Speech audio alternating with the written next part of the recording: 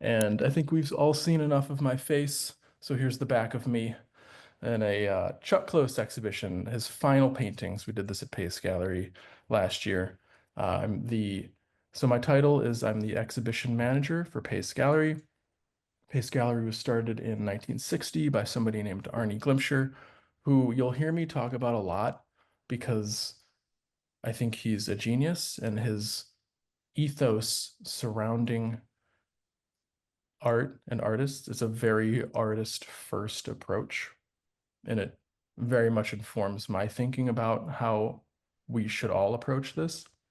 And there's no answer. Every show, every artist, every work, every space, it's so different. We can render a show to death, but when we get into the space, it's always inevitably different. Scale and proportion, this is like how we're thinking about our actual space that we're in. This is an extreme example. This is the new Jack Shaneman space downtown in New York, which is unbelievably grand. It's an old bank, and it's actually really kind of dominating. I went there for the first time. I saw the show in this picture here, and I all I was looking at was the ceiling. It's actually almost like two. This show actually kind of reinforced why the white box exists because I was just so amazed at how beautiful the space was. But yeah, this is thinking about the relationship between artwork, size, and wall size, or the space of the whole gallery. It's the biggest department at Pace is communications and marketing. That's how important it is today. And so an example of that I have here was something that I thought was really interesting. This happened a few months ago. Larry Gagosian was on CBS Sunday morning. And I thought that was really interesting. I was like, well, why would they do CBS? It's like, well, I looked into it and they average 5.2 million viewers with 794,000 adults in the 25 to 54 age range. And the median age is 67.8 years old. So it felt like a very, very strategic uh, piece of PR and marketing for the gallery. We're going to talk about goals for exhibitions. And like I said, I think this is a really, really underrated aspect of the entire process because every exhibition should have a different goal. Or, I mean, there's some of them are going to be the same, but it's good to set the goals before you start so you can understand what is going to be the metric for success for this exhibition. The obvious one is sales and commercial success. It's the easiest to track. Obviously, selling artworks to collectors, and like we've talked about over and over again, securing institutional acquisitions. But another one that I think is also very important, and it might not be so sales related, is just career development for an artist, especially if it's a new artist you've never worked with or shown before. Introducing this artist to new audiences.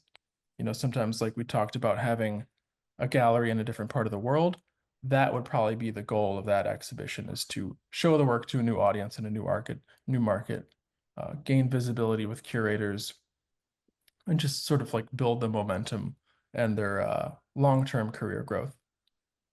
But the gallery can have its own objectives too, besides, what the artist is aiming to do.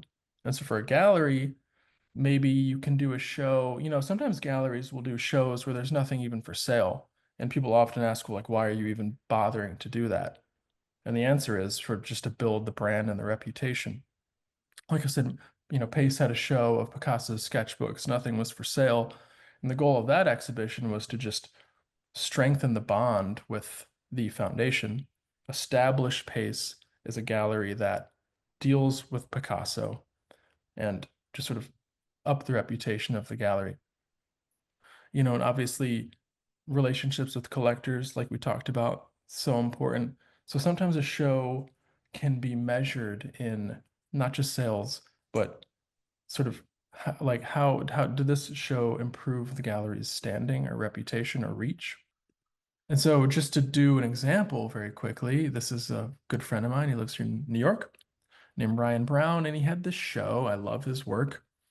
And I thought to do one. It was in this kind of very little dingy gallery in Bushwick, but I love his work. And So like very quickly, this is an example. It's it's 6 pieces on the wall, 4 sculptures, 1 video. This is we have photos of past projects, and it's aligned with a project he's doing where he's placing these sculptures of dogs around the city, and he has a whole Instagram set up for this.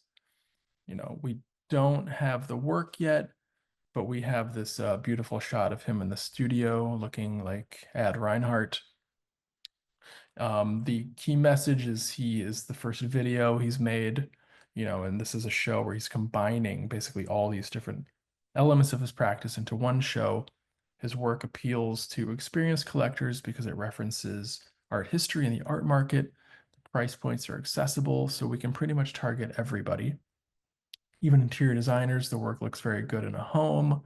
And it's the right time for Ryan to make a solid institutional connection because he's a fantastic artist and he's shown internationally at OMR and Max Estrella in Spain. So this is kind of the moment where, with the right engagement, we can make a gallery can make an institutional connection.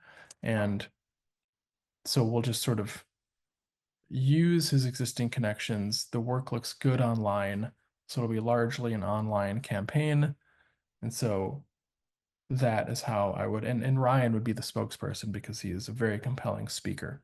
So that is sort of like how I would approach this exhibition. I appreciate everybody joining and have a great weekend.